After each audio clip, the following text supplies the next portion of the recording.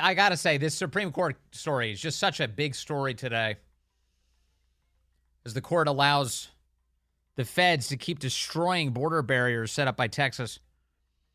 How Governor Greg Abbott and company respond to this will mark their place in history. Greg Abbott could go down as a great man, depending on how he handles this. We'll keep our eyes open.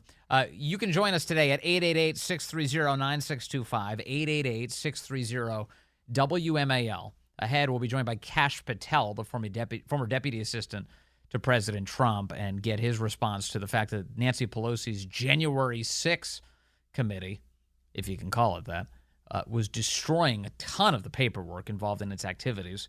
Why is that? And why is it so hard to get to the bottom of what they were doing on your dime? Cash will explain. That's ahead. But right now, I want to talk about how the elites live versus the rest of us. And that's the subject of a new survey. And Steve Moore is a senior economic contributor at FreedomWorks and a founder of the Committee to Unleash Prosperity, here to tell us about the results of that survey. Steve, good to talk to you today, sir. Hey, Vince, it's so good to be with you. By the way, can I just say one thing about that immigration decision that came down today? I think what the court was telling the American people, rightly or wrongly, I'm not a constitutional scholar, but it's clear the takeaway from this is if you want the border to be secure, we're going to need a new president. Hard stop. Well, that's for sure. That's for sure. We definitely do need one. I just think that if you're going to release a statement like this or a decision like this, and it's a big one, I realize it's a process decision. They're vacating an injunction, but it is so impactful. You have to take the step of telling the public why. You have to release an opinion to support why you're doing this. And that did not happen today. And it's so Texas. It was Roberts. It was Roberts, by the way, who sided with the four liberals. And Amy Coney Barrett. So the two of them deciding both of them. to side with the leftists today. And that's not to our benefit, unfortunately. You have an administration that's tearing up the country and a Supreme Court that's allowing it. That's the unfortunate state of play right now. So where does all this craziness come from? That's really the core of our conversation, Steve, because we're witnessing a lot of it, and you just have the results of a survey on this subject. What have you found? So this is kind of a perfect lead-in to what we're going to talk about, which is that what Scott Rasmussen, who's a great pollster, and I were having dinner about 3 months ago. We were just talking about why is it that people in Washington, D.C. and people in, Wall Street and people at Silicon Valley and people who went to Ivy League colleges and so on are so completely out of touch with ordinary Americans. And you could just see it and hear it by listening to the way that the cultural elite talk. And it's so differently the way they see America than the rest of the country. So we decided I commissioned Scott to do a poll of what we call the cultural elite in this country. And those are people who went to Ivy League schools or, Northwestern, University of Chicago, the 15, quote, top universities, people who have a graduate degree, people who are in the top 2 or 3% in income, and people who live in urban areas. And what we did was just ask a series of questions that pollsters asked all Americans.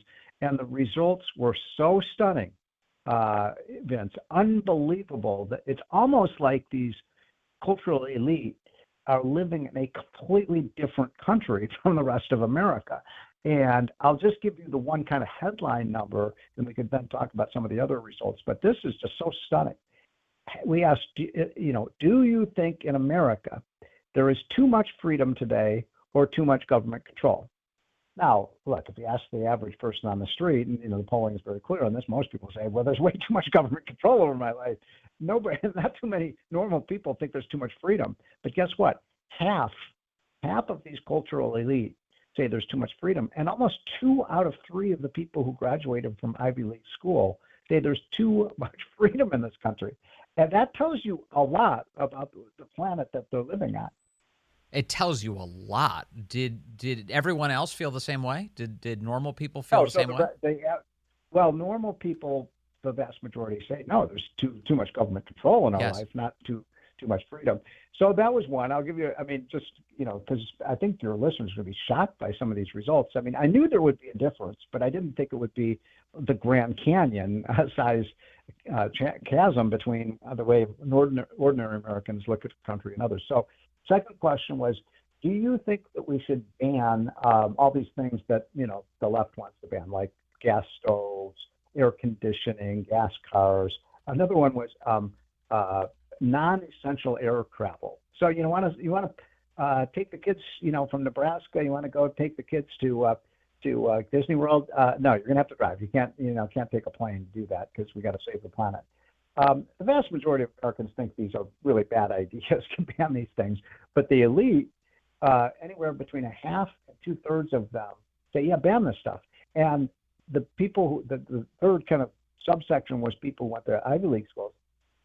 Almost 3/4 of them say ban all this stuff because it's not going to affect them, right? They're still going to take their plane rides. They just don't want ordinary America because they're essential, right? And one of the things that comes shining through from this, we can talk about some of the other things that we found, but it's that the elite have a kind of contempt for Trump voters and for, Main Street Americans who are not, the same education status or the same income level as they have.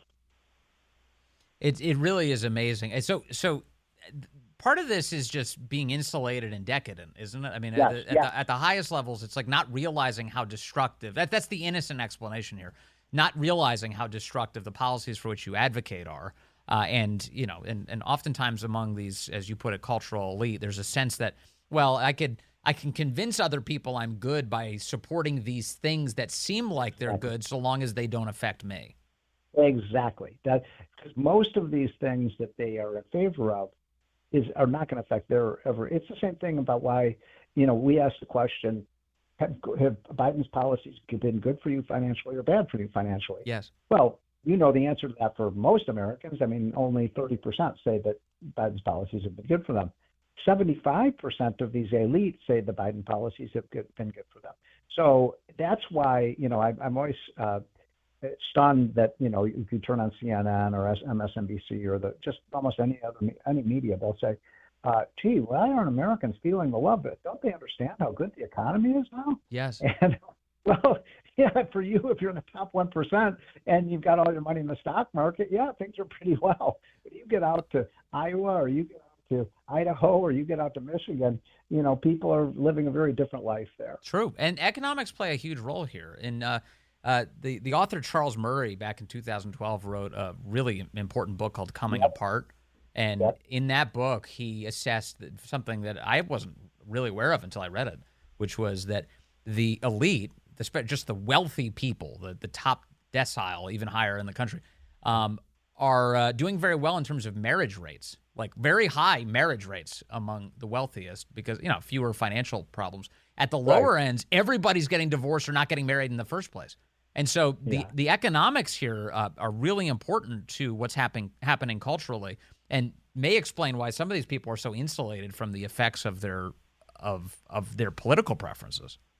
So just one clarification, because you're right about everything you just said, but I want to clarify. It's not just that they're rich, and some of them are not really rich. They're just, upper income, but it's more that they're almost overeducated, right? I mean, most Americans don't have a postgraduate degree. And it's almost like the more educated they become, the more likely they to favor these liberal policies that restrain everyone else. One of the questions is how much would you be willing to pay to deal with climate change? I mean, how much would you personally willing to pay each year? Now, for ordinary Americans, it's about $50. People say, I'd be willing to pay $50 for climate change. These rich people say close to $5,000, and a lot of them said, whatever it takes, we'll spend it. So again, there's just this disconnect, and that's because most Americans are concerned about putting food on their table, and the schools that their kids go to, they're not thinking about what the planet or the temperature is going to be 50 years from now. But even that survey response is a virtue signal, Steve. Even the survey response is a virtue signal because Because I remember years ago, we had a reporter at the Daily Caller who went and approached. Remember the patriotic millionaires? Do you remember this debate from? Oh yeah, well we took those people down. Remember we had a press conference with them and asked them how many of you will actually pay 90% of your income and tax. No one wanted to raise that. But I know what you're talking about. Yeah, we approached them and we brought an iPad with the IRS website on it. We handed it to them and we said, you know, the taxpayers. I know most people don't realize this because they're sane and would never give the government more money. But if you wanted to right now, you could go to irs.gov and you can actually navigate to a portion of the website where you can voluntarily make an extra tax contribution right now to the federal government. Right. And so we brought this screen to these patriotic millionaires and we said, hey, would you donate right now? And to a T, every one of them said no. They refused or they walked away. And what they really wanted was to impose the costs on everybody else by force of government rather than to do it on their own. And that's exactly what you're seeing in your survey responses. Yeah. And by the way, what's patriotic about that? Nothing.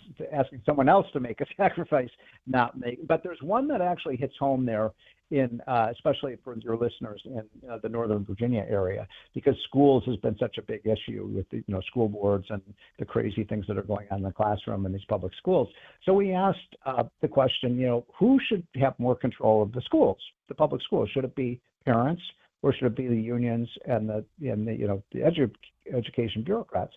And for most Americans, it was about 60% said parents should probably have more influence. Yeah. With the elites, 75%, no, it has to be the unions and the professionals. So there's a contempt for the collective wisdom of Americans. And they want to make the decisions for us because we're too stupid to make decisions. Well, it's one of the defining features of the left. I mean, they crow all the time about how much they want to support democracy. The one thing they hate the most is the wisdom of the people. They don't think they have much of it. So it's ridiculous. But it's fundamentally about a contempt for the public and their ability to process information and then to render good governance. There was you may have seen that Jamie Dimon, who of course is with J.P. Morgan, I think he's the CEO. And you probably saw, most of your listeners probably are aware that he made the statement at Davos, which just stunned these globalists, where he said, if you think about the things that Trump was saying, and the things that he did, you got to admit that he was right on a lot of these things. He was right on the border. He was right on China. He was right on fighting crime. He was right on cutting taxes and helping the economy. And the people there were just stunned. And by the way, Jamie Dimon is not like you and me. He's no conservative by any means. And yet he was just speaking a simple truth. That there's a reason that 75 or 80 million people voted for Trump. No, he's a big Obama guy. He's a big Obama guy, Biden guy. He wanted to do what he could in the primary to stop Trump from rising in the first place. And here he is on CNBC saying that, and that Democrats shouldn't do what they're doing. In fact, here's a little bit of the audio. I want people to hear what Steve Moore is referring to. I wish the Democrats would think a little more carefully when they talk about MAGA. Yeah, about MAGA. He said people are voting for Trump because of this. When people say MAGA, they're actually looking at people voting for Trump, and they think they're voting, and they're basically scapegoating them, that you are like him. But I don't think they're voting for Trump because of his family values. And if you look, just take a step back, be honest. He was kind of right about NATO, kind of right about immigration. Mm-hmm. He grew the economy quite well. China virus. Tax reform worked. Mm-hmm. He was right about some of China. I don't like what he did. No, I said China virus. Yeah, I understand. He may have been right. And I don't like how he said things about Mexico. But he wasn't wrong about some of these critical issues. And that's why they're voting for him. How do you think remarks like that from a guy like Jamie Dimon go over among his peers in the well-heeled community? Oh, they're horrified by it. It's the same reason that the networks we won't even cover Donald Trump's speeches anymore because they've so demonized him. But again, he was speaking simple truths, and what it really reminds us of, because I think this is an important study for people to understand what's going on in this country right now. It's what Hillary Clinton said in 2016 was not. It's the way she really felt. She probably shouldn't have said it. She said people who support Donald Trump are deplorables. Yes. That's what they believe. That's traditionally what we understand to be a gaffe. It's when a politician says something they truly believe out loud. And you're a deplorable person, but I want your vote. Yeah, that doesn't go over too well. But that genuinely represented an entire class of people who are wrecking our country right now. And that's what our study shows. And by the way, those people are deplorable. I just want to be clear. Like Hillary had it exactly backwards. Hey, Steve Moore, we got to let you go. But man, thank you for doing the research on this. It helps us out a lot. Really nice to talk to you. Have a great week. All right, good to talk to you. Reagan Reese is a White House correspondent for the Daily Caller. This is my occasional reminder that I am an editor there. I was one time the editor-in-chief of the Daily Caller, and then I got this radio show, and I decided, well, I'll focus more on the show, a little bit less on the Caller, but I still I work with them every day. And so many great reporters there. And Reagan, I work with a lot on the types of questions she's going to ask to the White House. And in fact, she had an opportunity today. She asked Corinne about whether or not Joe Biden has any plans to see the disaster he's created on the southern border. Here's how that went. Biden admitted Friday that the border isn't secure. Does he have any plans to visit the southern border before the election? The president visited the border recently. In January. Well, yeah, that was a year ago. He's been there. Wait a second. It's not often you get a fact check from the same person who just lied. She says, he was there recently. Yeah, in January? She says, yeah, a year ago. Well, that's not, is that recently to you? He's only been president for 3 years. So a year, it's recent? How bad does the border need to get, Reagan asks. In December 2023, there were 300,000 migrant encounters, which is the highest month ever on record. So how bad does the border crisis have to be for Biden to take a trip back? So, just to reiterate what I just said seconds ago, the president has been to the border. This is when she's not going to answer the question. He's visited the border. He saw for himself. He spoke to law Say border again. enforcement. He saw exactly what goes on at the border. There it is. The president understands what's going on at the border, which is why he included in his national security supplemental. Is she going to say border again? I wonder. Right, which is, again, a request that is when you feel like there's an emergency, you make that supplemental request, which is what the president did. It included border security, it included obviously Ukraine and Israel, and it is incredibly important, which is why he continues to push for it. She specializes in saying nothing and sounding awful as she does it, doesn't she? That's Corinne today. So more updates coming up on what's going on with this White House. And Kash Patel is going to join us here coming up in just a few minutes. We're going to talk to him about how the January 6th committee has been deleting all of the evidence of their villainy and thinking they'll be able to get away with it. It's possible they will. But in the meantime, Kash Patel will help guide any patriotic American who wants to hold them accountable to the promised land. That's ahead in just a few minutes. Well, good afternoon to you. 5:36 here, News Talk 105.9 WMAL, where we're making sense of the news. You can join us today at 888-630-9625, 888-630-WMAL. Nancy Pelosi's January 6th, what do we call it? It's not really a committee. It's like a show group that she put together, tried to destroy files. They destroyed a bunch, apparently, ahead of the Republican Party's takeover of Congress. Fox headline, House January 6th committee deleted more than 100 encrypted files days before Republicans took the majority. The House Administration Committee's Oversight Subcommittee is now leading an investigation into all of this, led by Chairman Barry Loudermilk, a Republican from Georgia. The panel is investigating a lot, the security failures on that day, as well as the actions of the former Select Committee investigating the Capitol riot. Sources telling Fox that Benny Thompson told Loudermilk that the Select Committee would turn over 4 terabytes of archive data. The new committee only received 2 terabytes of data. That's a lot of terabytes missing. Fox has learned that Loudermilk's committee hired a digital forensics team to scrape hard drives to determine what information they were not given. The forensics team, according to sources familiar with their search, determined that 117 files were both deleted and encrypted.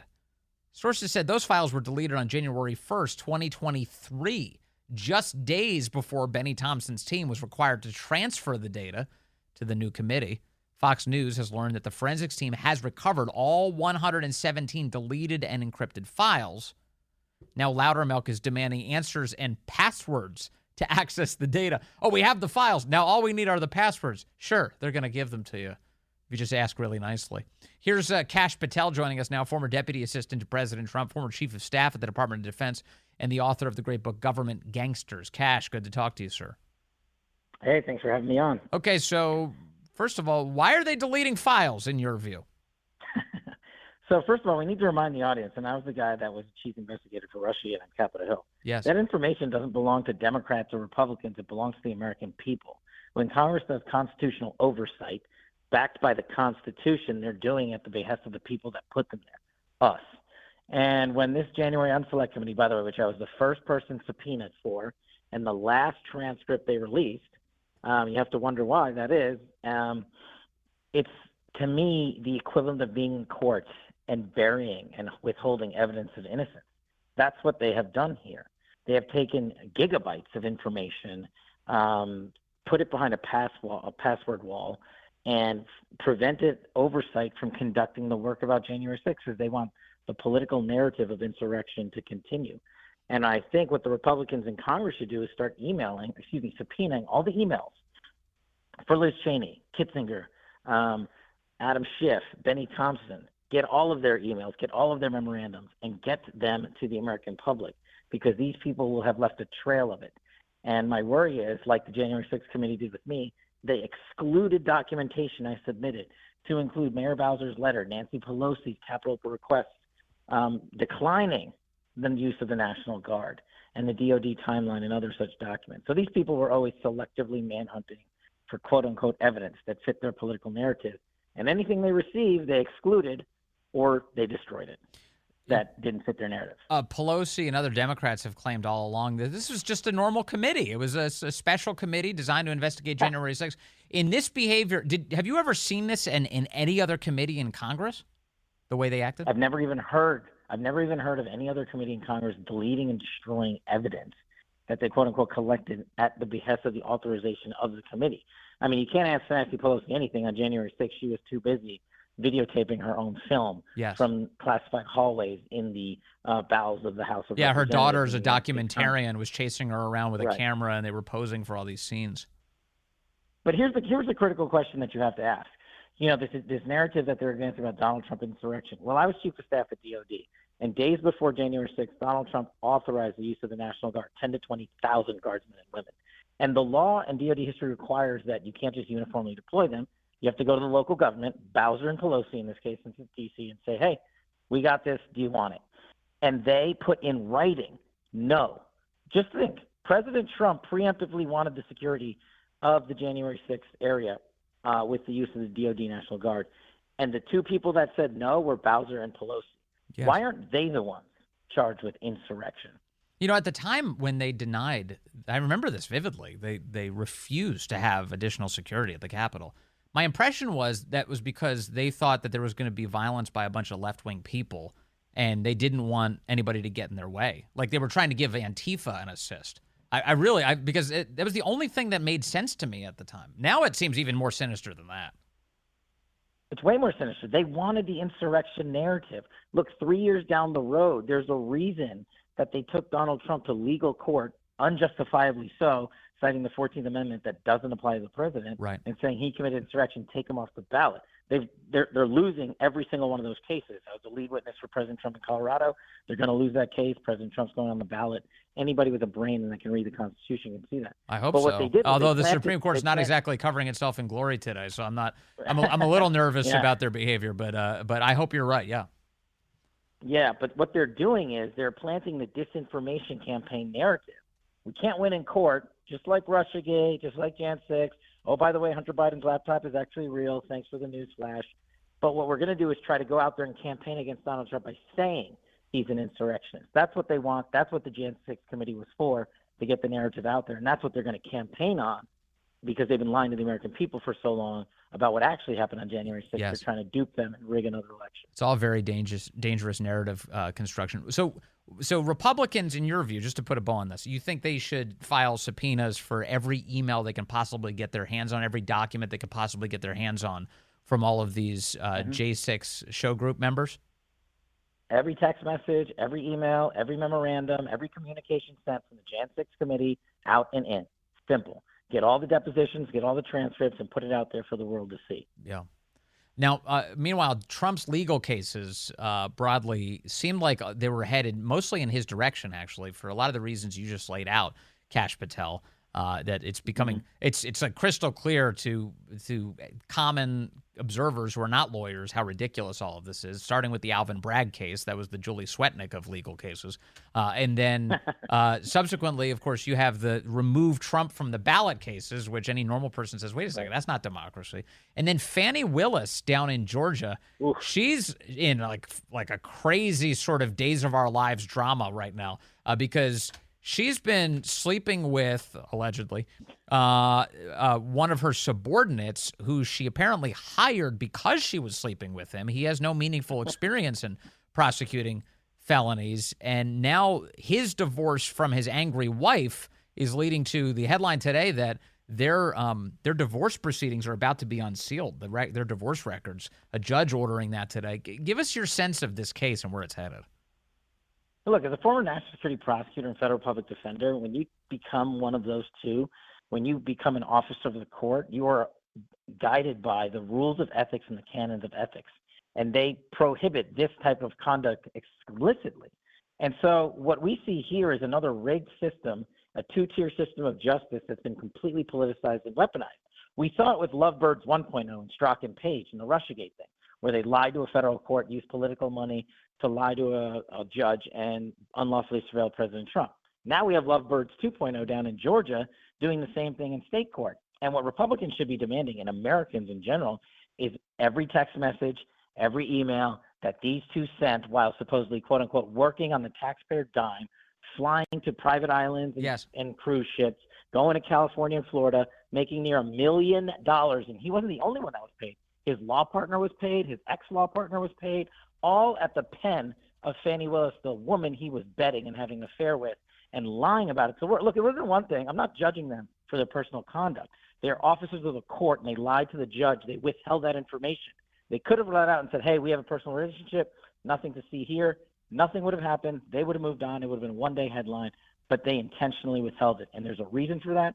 And we need to know what it is. Well, yeah, and we all have a vested interest. You can talk about the funding. It's not just Georgia State taxpayer funding. It's also federal funding that's going into the Fulton County District Attorney's Office. And as a result, we all have an interest in seeing this resolved. Yep. No, you're absolutely right. The federal funding should be the hook for Congress to come in and say, stop writing letters. Go in and subpoena their information. Go in and get it for us and put it out there so the world, and mostly Americans, can go out there and adjudicate this matter at the polls, where it should be adjudicated, and we can expose the criminality of the weaponization of justice at the state level. Yes, for sure. Isn't it amazing, though, that this saga starts with her kind of ridiculously charging Donald Trump with RICO violations as if he's in the mob. And it turns out that the way that she is using this money, she's paying exorbitant sums to a man who's not there on the merits, apparently. He's there because he's sleeping with her, again, allegedly. And then he turns around and takes all of this money, millions of dollars, in order to benefit themselves personally by taking all of these fancy over-the-top trips. It sounds like a RICO violation. It sounds like an organized criminal enterprise. Look, it's just another example of the left doing what they accuse us of doing, and we're never doing it. They're the ones actually doing it. And then she pulls the Al Sharpton out and pulls the race card thing and goes to church and says, oh, they're coming after me because I'm a black woman. We're not coming after you because you're black. We're not coming after you because you're a woman. We're coming after you because you're a criminal with the privilege of being the district attorney, the number one law enforcement officer in one of the most populated counties in America, and you're baselessly prosecuting a presidential candidate because you hate him and you don't have a lawful basis to do so. So in the process, you broke the law. That's why we're coming after you. Wouldn't it be amazing if she ends up getting prosecuted for all of this, and then the RICO expert that she hired becomes one of the witnesses? Well, that would be some form of poetic justice. I'll just be happy if the case in Georgia gets thrown out and we get to see the receipt, so we can show the American people this was rigged from day one. Yeah. How optimistic are you about Donald Trump's legal picture right now? Look, I think Donald Trump has been the ultimate target of a weaponized system of justice, a two-tier system of justice at the state and federal level, and he's educating Americans every day around the country, and they're rallying to his cause. I don't think Donald Trump is guilty of any one of those charges, but I do fear the government gangsters in charge are going to continue to come at him, Merrick Garland, Christopher Wray, for example, Fanni Willis down in Georgia, and they're never going to stop, whoever in New York, until they receive a conviction, even if it's faulty and baseless in the law. They want something to roll out to the media for a disinformation campaign. But we have to keep going, and I think behind Donald Trump's leadership, and educate Americans that they're coming after you. He's just the one standing in the way, and I think Americans are responding positively to Donald Trump on that. Yeah, one last thing. Merrick Garland the other day was insisting on CNN that he's not governing a political justice department. Take a listen to this. Look, we have reasserted and clarified the norms of this Justice Department. We follow the facts and the law wherever they lead. Politics is not a part of our determinations. It would be improper, and it's not. The department has regulations about the appointment of special counsels, and we follow those regulations. In each case, we have appointed people who are formerly veteran career prosecutors, whatever their current position is. And they're sufficiently independent from you believe? Yes, and the regulations make them independent from me. With respect to the public, I hope they will see not only from what we've done, but from the outcomes of the cases and the way in which special counsel have proceeded, that we have kept politics out of this. You see, as Merrick Garland says, that they're just dispassionate, Vulcan-like arbiters of the law. What do you make of that? Look, I used to be a national security prosecutor at DOJ. And even if you are the Attorney General of the United States, just because you lie and say it over and over again doesn't make that lie a truth. They are doing exactly the opposite of what Merrick Garland said. They are interfering during a presidential election cycle, trying to try the president and put him in a courtroom for 60 to 90 days during a presidential election cycle. That is the definition of interfering with political elections. And Merrick Garland is out there saying, oh, we're just taking the facts and law where we find them. By the way, Special Counsel Jack Smith, no experience in actually prosecuting this level of case. He was picked because he is a political thug, and he is going after the target that Merrick Garland, the DOJ, and the mainstream media sought after, President Trump, because he's exposing the corruption at DOJ, just like we did with Russia and FISA-Gate. And I think you'll see it here if we get the Republicans finally get the underlying documents. And also, if you were staring at Jack Smith's record and thinking to yourself, is this the right guy to go after a Republican presidential candidate? If you were looking to prevail in court, you probably wouldn't pick him. He had a 9-0 defeat before the Supreme Court. Yeah, listen, putting aside the loss that he had, he was overseas. I don't know what he was doing in The Hague, prosecuting something at the UN boondoggle version of an international court over there. And then you bring him back randomly out of all the prosecutors available, of all the former judges and attorney generals available. You bring him back, the guy who politically donated to Democrats and Joe Biden. You bring him back to prosecute Joe Biden's political opponent. And then you have his family also doing the same thing. You're telling me the guidelines at DOJ couldn't find an alternative special counsel of the thousands of people who are qualified to do that? It's a complete sham. Yeah. It's a two-tier system of justice. And Merrick Garland is the number one government gangster that needs to be exposed for his corrupt ways. Yeah, if you can't admit the injustice here, you're either deeply naive or you're in on it. It's so crazy. Hey, Kash Patel, thank you very much, as always. Government Gangsters is the book. Kash Patel's the guy. Thanks, Kash. We're good to talk to you. Thanks so much. All right, have a great 5:50. Is there any part of you that's sick of everybody lying about the racism they say they experienced? Anybody? Any part of you at all? Here's Nikki Haley this week with NBC. We were the only Indian family in our small southern town. I was teased every day for being brown. So anyone... What is she talking about? That chick is whiter than I am. That wants to question it can go back and look at what I've said on how hard it was to grow up in the deep South as a brown girl. Isn't she the governor of South Carolina right now? Well, she's attacking the South. Like, the whole thing is crazy to me. The whole thing is it's nuts. It reminds me, Barbara Lee did the same thing last week. Remember that? She was like, yeah, some guy stopped me from getting on the members-only elevator. And I said, here's my pin. And he said, who did you steal that pin from? I'm like, that really happened. There's like cameras everywhere, right? We know that now. We've been through the whole January 6th rigmarole. Show us the footage, please. Presumed a lie. It came out of a politician's mouth. Instantly presumed a lie. 5:58.